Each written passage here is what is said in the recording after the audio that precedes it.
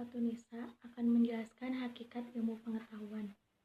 Ilmu berasal dari bahasa Arab yaitu alima dan dari bahasa Indonesia yaitu sains. Keduanya memiliki arti pengetahuan. Ilmu mengandung 3 unsur yaitu hipotesis, teori, dan dalil hukum.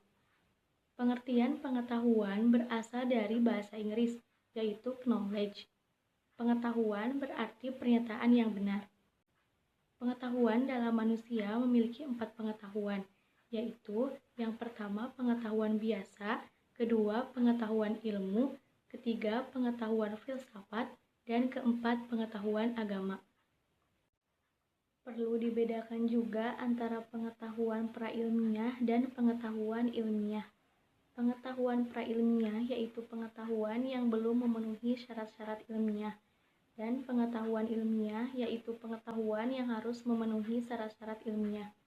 Syarat-syaratnya yaitu harus memiliki objek, bersistem, memiliki metode, dan bersifat umum. Pengetahuan dilihat dari sistematis dan cara memperolehnya itu berbeda dengan ilmu. Setiap ilmu pasti pengetahuan, tetapi setiap pengetahuan belum tentu ilmu.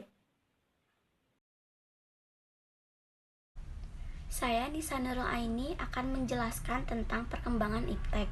Ilmu pengetahuan berkembang melangkah secara bertahap menurut dekade waktu. Hal ini diuraikan oleh Surajio sebagai berikut. Pada zaman pra-Yunani kuno, manusia masih menggunakan batu sebagai peralatan. Oleh karena itu, pada zaman pra-Yunani kuno disebut juga dengan zaman batu. Pada masa itu, Yunani disebut sebagai gudang ilmu dan filsafat karena bangsa Yunani pada saat itu sudah tidak lagi mempercayai mitologi.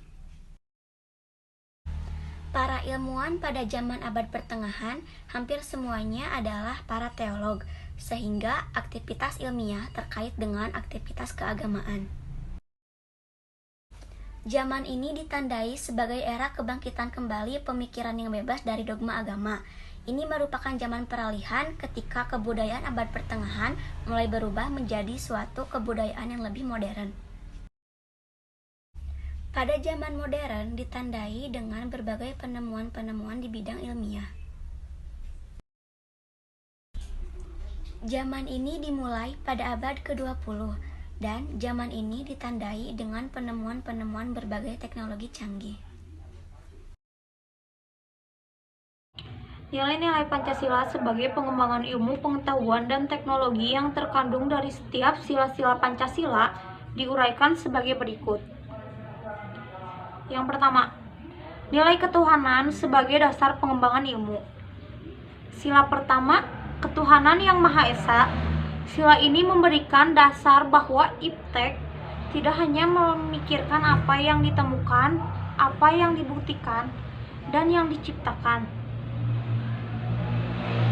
Sila ini menetapkan manusia di alam semesta bukan sebagai pusatnya, melainkan sebagai bagiannya sistematik dari alam yang diolahnya. Yang kedua, nilai kemanusiaan sebagai dasar pengembangan ilmu. Sila kedua, kemanusiaan yang adil dan beradab. Sila ini memberikan dasar-dasar moralis bahwa manusia dalam mengembangkan iptek haruslah dengan cara-cara yang beradab. Yang ketiga, nilai persatuan sebagai dasar pengembangan ilmu. Sila ketiga, Persatuan Indonesia. Sila ini mendasari bahwa iptek hendaknya dapat menumbuhkan rasa nasionalisme, rasa kebesaran bangsa, serta rasa keluhuran bangsa sebagai bagian dari umat manusia di dunia. Yang keempat, nilai kerakyatan sebagai dasar pengembangan ilmu. Sila keempat, kerakyatan yang dipimpin oleh hikmat kebijaksanaan dalam permusyawaratan perwakilan. Sila ini mendasari bahwa pengembangan iptek itu haruslah bersikap demokratis. Artinya, ilmuwan memiliki kebebasan untuk mengembangkan iptek. Poin terakhir yaitu poin 5, nilai keadilan sebagai dasar pengembangan ilmu. Sila kelima, keadilan sosial bagi seluruh rakyat Indonesia. Sila ini sebagai dasar dalam pengembangan iptek dalam menjaga keseimbangan dan keadilan dalam kehidupan kemanusiaan, yaitu keseimbangan keadilan dalam hubungannya dengan dirinya sendiri dan manusia dengan Tuhannya, serta antara manusia dengan alam dan lingkungannya. Kelima nilai dasar Pancasila yakni ketuhanan, kemanusiaan, persatuan, kerakyatan, dan keadilan merupakan pondasi yang paling kuat bagi bangsa Indonesia untuk mengembangkan iptek, bahkan menemukan iptek dengan syarat mutlak iptek tersebut tidak bertentangan dengan nilai-nilai Pancasila. Kuat bagi bangsa Indonesia untuk mengembangkan iptek, bahkan menemukan iptek dengan syarat mutlak iptek tersebut tidak bertentangan dengan nilai-nilai Pancasila. Octavia Bella, saya akan menjelaskan poin C. Urgensi kedudukan Pancasila sebagai dasar pengembangan bagan iptek. Kemajuan iptek tidak selalu memberikan dampak positif bagi proses kemandirian dan sikap menghargai hasil produktivitas dalam negeri. Bahkan tak jarang karena kemajuan itu generasi muda kita mulai kehilangan spirit dalam mempertahankan nilai budaya bangsa yang sudah tertanam dalam sejak dahulu kala. Menurut Surajio, paling tidak ada 3 faktor bahwa ilmu pengetahuan itu bebas nilai, yaitu yang pertama, ilmu harus bebas dari pengandaian, yakni bebas dari pengaruh eksternal seperti faktor politis, ideologi, agama, budaya, dan unsur kemasyarakatan lainnya. Yang kedua, perlunya kebebasan usaha ilmiah agar otonomi ilmu pengetahuan terjamin. Yang ketiga, penelitian ilmiah tidak luput dari pertimbangan etis yang sering dituding menghambat kemajuan ilmu. Konsep Pancasila sebagai dasar nilai pengembangan ilmu mengacu pada beberapa jenis pemahaman. Di antaranya, yang pertama, setiap ilmu pengetahuan dan teknologi yang dikembangkan di Indonesia haruslah tidak bertentangan dengan nilai-nilai yang terkandung dalam Pancasila.